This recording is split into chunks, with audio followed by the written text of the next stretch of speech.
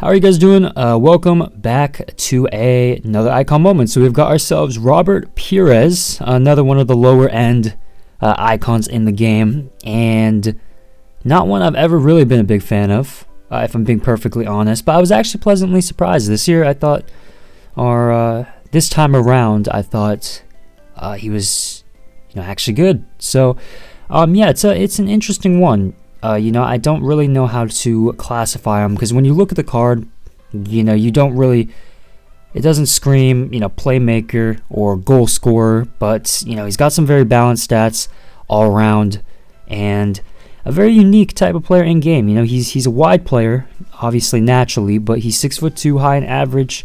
So, he's not your nimble winger either. So, yeah, it's a very interesting card. I don't know. It's very confusing to me, but yeah, the first area I want to talk about this card, he's got 90 positioning. So this is my favorite thing about the card. His movement off the ball is very, very intelligent. The AI intelligence is as good as it gets. Now, I've used the likes of Trezeguet, the likes of Lineker. They've got some high-end positioning stats. And I'll be honest, and I'm not even exaggerating when I say this, but in terms of, I'd say most players I've used in this game, there's not any, really any player that comes near in matching the quality of movement that Pirés offered for me. And yeah, he's just very dynamic. So for example, if you play him out wide at left forward, and for the most part we used him at striker, but if you play him out wide, he's very good at creating separation from the fullback. He doesn't cling to the fullback's back shoulder, creates that separation, and it's very easy to play it over the top, in behind, and of course, finding that space. And then if you play him centrally in that striker position like I did, he's very good when it comes to, so let's say the attack is dead. He's completed his run, he's offsides, he doesn't stand static.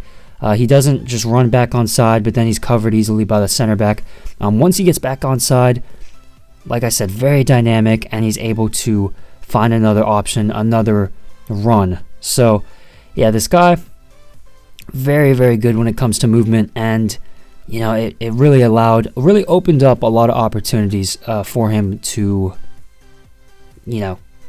contribute to the attack. So, yeah, the movement, very, very good, very intelligent. And you don't really have to do anything with instructions, which I really liked. The finishing at 90, it's actually really good. He's not clinical, but still a very good goal scorer inside the area. He's also got the 82 shot power, 83 long shots, which you could argue maybe is a bit low. And then he's got, so the passing, he's got 93 vision, 91 short pass, 87 long pass, and 90 crossing. So, yeah, the distribution's very good. And, even though I said he's not a pure playmaker, he still has the qualities to create chances, whether that is from the wing, of course, like I said, with that good crossing, but also the distribution as well, the general passing stats.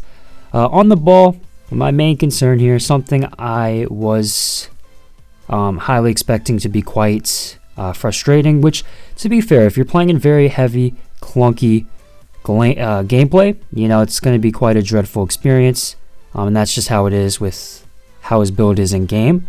But if you're playing in quite decently playable gameplay, he's actually quite good, particularly in tight spaces. His dribbling, how it performs in game, right? It's not that close, clingy, sticky type of dribbling, right? But he's got these deceptive type touches where he's able to kind of get away from the defender, because when he takes that touch, it's not heavy, but when he changes directions, it's just very sharp, if that makes sense. So when it comes to he's quite shifty. I think that's a good word, a good way of putting it.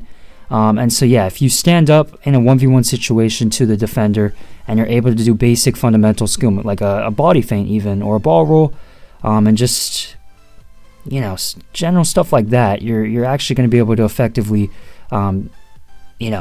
beat your man. 94 ball control, 92 dribbling. As I said, very good in these tight spaces, able to maneuver very well.